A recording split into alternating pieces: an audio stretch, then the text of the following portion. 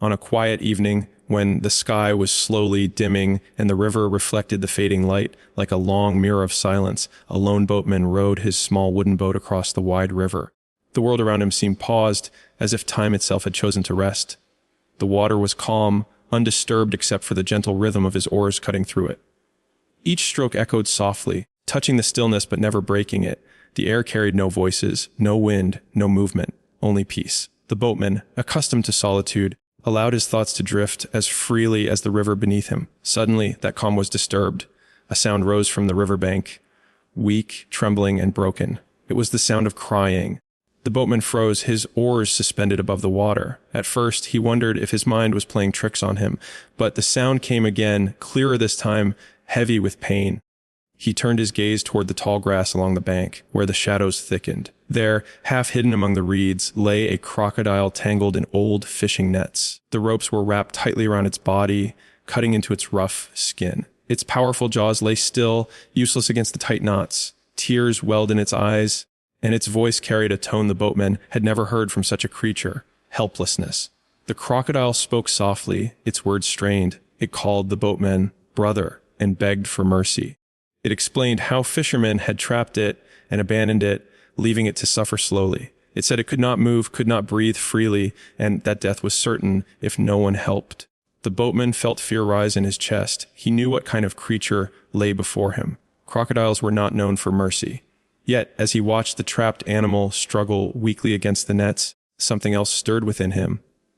Pity. The sight of suffering, even in a dangerous being, weighed heavily on his heart. The crocodile sensed the boatman's hesitation and spoke again, this time with urgency and emotion. It swore an oath on the river itself, promising protection for life if only it were freed. It vowed never to harm the boatman, to remember this kindness forever. The words sounded sincere, soaked in tears and desperation. The boatman stood silently, torn between fear and compassion. He knew the risk, yet the thought of leaving a living being to die slowly filled him with guilt. After a long and painful silence, he stepped onto the shore. His hands trembled as he bent down and began cutting the ropes. Each knot loosened felt like a gamble with fate itself. At last, the final rope fell away. The crocodile slowly rose to its full height. Its body, once helpless, now appeared strong and imposing. Its tail struck the ground with quiet power.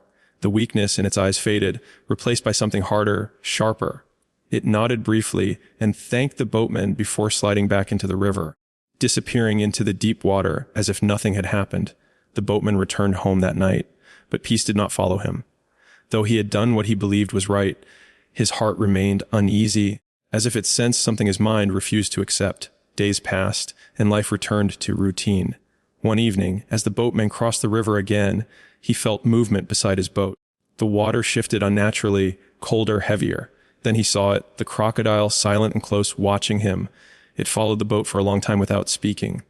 The river no longer felt calm. Finally, the crocodile lifted its head and spoke in a steady, emotionless voice, saying it had protected the boatman long enough. Confused and frightened, the boatman asked what it meant. The crocodile replied, simply that now it must eat. The boatman's body went cold. His voice shook as he reminded the crocodile of its promise, of the tears and oaths spoken on the riverbank. He pleaded, calling it brother, reminding it of the life he had saved. The crocodile answered quietly, with chilling honesty, hunger does not listen to tears, and power does not remember promises. Desperate, the boatman begged for judgment from others, agreeing to accept his fate if proven wrong. The crocodile agreed, and together they moved along the river seeking witnesses. They first met a fish, who trembled upon hearing the story. Fear filled its voice as it admitted it could not speak against the crocodile, for doing so would mean death. Next, they encountered a buffalo resting near the water. The buffalo listened and blamed humans for the suffering of animals, siding with the crocodile. Hope drained from the boatman's heart.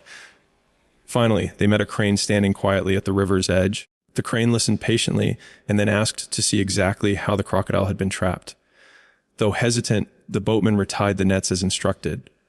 The moment the last knot was secured, the crocodile erupted with rage, thrashing violently, revealing its true nature. The crane spread its wings and spoke firmly, exposing the truth. When weak, the crocodile cried. When free, it threatened. This was not gratitude. It was power without restraint.